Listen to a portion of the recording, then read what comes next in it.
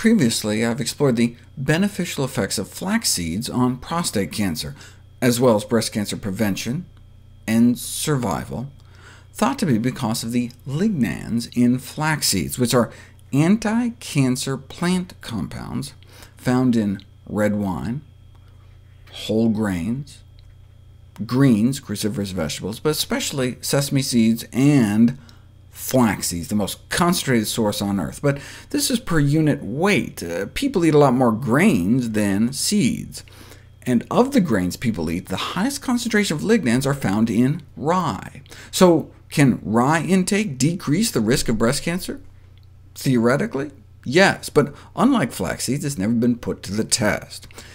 If you measure the level of lignans in the bloodstream of women living in a region where they eat lots of rye, the odds of breast cancer seem to be cut in half for women with the highest levels, but lignans are also found in tea and berries, and so they couldn't be sure where the protection was coming from.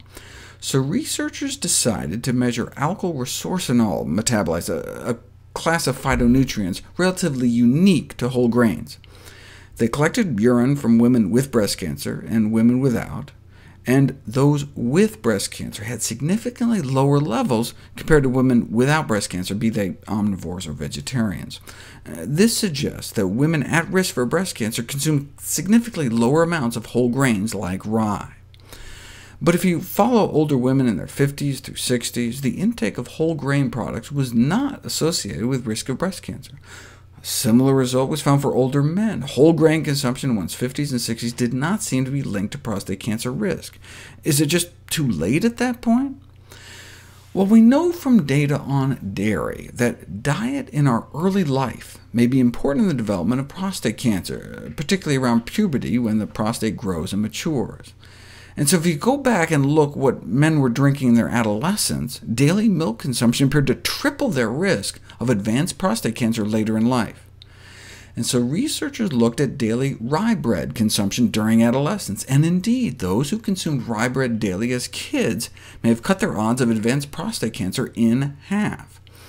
This is consistent with immigrant studies suggesting that the first 2 decades of life may be most important for setting the pattern for cancer development in later life. Certainly important for how we should feed our kids, but if we're already middle-aged, is it too late to change course? To answer that question, researchers in Sweden put it to the test.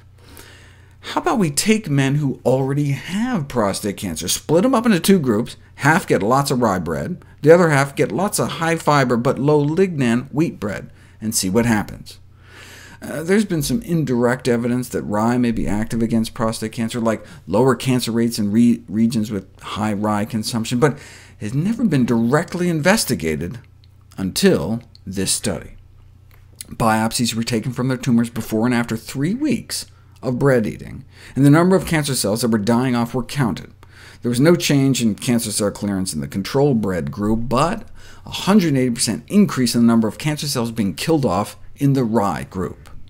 A follow-up study lasting 6 weeks found a 14% decrease in PSA levels, a cancer marker suggesting a shrinkage of the tumor. Now, they note since they used very high rye bread intakes, it remains to be tested if more normal intake levels would have effects that are of clinical importance. As any good red-blooded American, my ignorance of the metric system did not flag 480 grams of rye bread a day as out of the ordinary, but that translates to 15 slices a day. Rather than eating a loaf of bread a day, the same amount of lignans can be found in a single teaspoon of ground flax seeds.